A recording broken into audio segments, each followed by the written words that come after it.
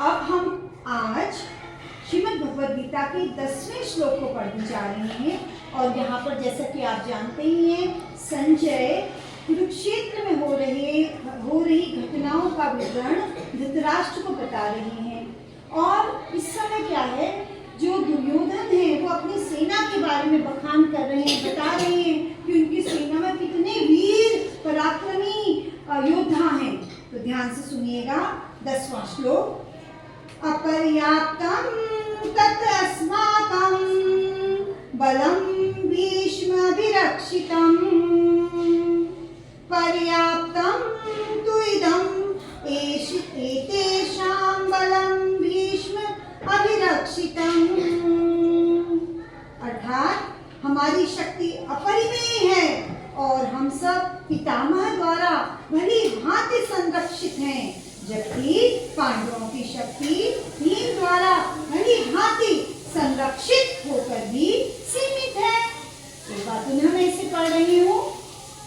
अपर्याप्तं तत् अस्माकं बलं भीष्म अभिरक्षितं पर्याप्तं तु इदं एतेषां बलं भीष्म अभिरक्षितं।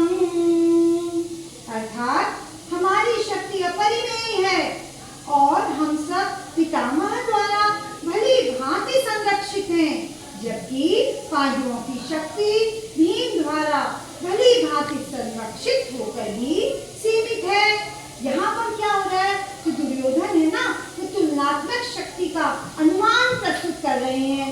वह सोच रहे हैं कि अत्यंत अनुभवी सेना नायक भीष्म पितामह के द्वारा विशेष रूप से संरक्षित होने के कारण उनकी सशस्त्र सेनाओं की शक्ति अपरिमेय है, लेकिन दूसरी ओर पांडवों की सेनाएं सीमित है, क्योंकि उनकी सुरक्षा एक कम अनुभवी नायक भीम के द्वारा की जा रही है, जो भीष्म की तुलना में बहुत छोटी है, नगण्य है।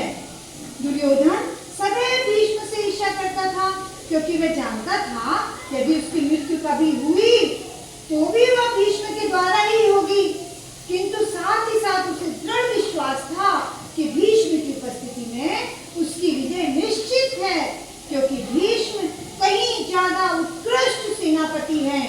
वह युद्ध में विजयी होगा, ऐसा उसका दृढ़ निश्चय था। तो ये था हमारा श्रीमद् भगवद गीता के प्रथम अध्याय का 10वां श्लोक। जैसे कि आप अच्छी तरह से जानते हैं ना बच्चों कि हमारी श्रीमद् भगवद गीता में कितने अध्याय हैं? कितने अध्याय हैं? 18 अध्याय में से आज कौन सा अध्याय चल रहा है? प्रथम अध्याय चल रहा है। और प्रथम अध्याय का हमने कौन सा श्लोक पढ़ा? 9वां और 10वां।